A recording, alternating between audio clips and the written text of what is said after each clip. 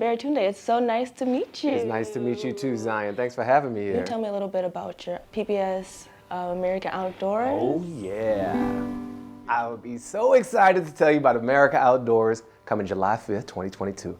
This show I think of as America Dramatic Pause Outdoors.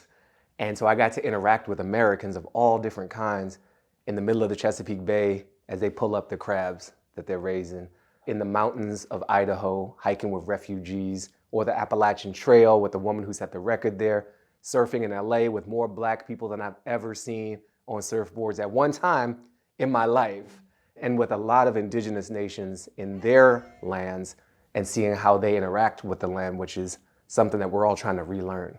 You know, even as we've discarded so much of their history and pretended they don't exist. So this show is humbling, is thrilling, is a little dangerous, and a lot of fun. The show is a lot of fun. I learned a ton. That's good, I'm glad. But what do you want your audience to gain from watching that show, from watching America Outdoors? I want us to remember that we, with all of our differences, still share common ground, literally. We share access to these beaches, to these trees that help us breathe.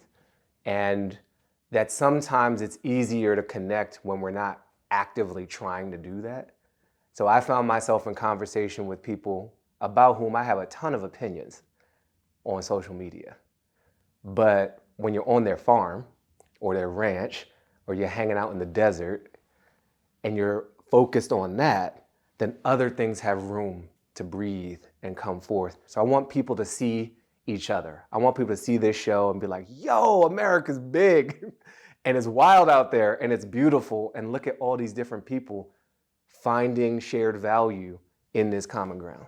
And I think it's important that you actually go and see people without social media, without without the internet, without that, really those distractions. They come with filters, Yeah. Practical, actual, and metaphorical filters, and that can skew our perception. The other thing I'd say is, the show is also a show about climate and about the climate crisis, indirectly. Again, the show is about politics, indirectly, social issues, indirectly. But there was nowhere that I traveled with this crew that wasn't deeply affected by climate change. In some places, it was literally hard to breathe because of smoke. In other places, there were no fish because the water was too hot and it was cooking the fish. It was really painful at some moments, and then really beautiful and humbling in others, to remind myself of what it is we're trying to preserve, which isn't just nature, it's really ourselves. I know this question has been asked a lot about young people, but what advice do you have for them in embracing their identities? I know you get to see a lot of other people's identities and what they're doing and their experiences. Young people today are born into the internet and into connected technologies, which means speed and a lot of stimulus. And nature moves at a different speed, a more natural one. So finding yourself through nature, I encourage it, and I encourage you to be very broad in your definition and interpretation of what that means. You can be in the outdoors in your front yard, on your stoop, in your backyard, on your walk to school or to work or to practice, just sitting by the river. You don't have to get in it. You could just be by it. Just touching a tree can be very profound and allow us to slow down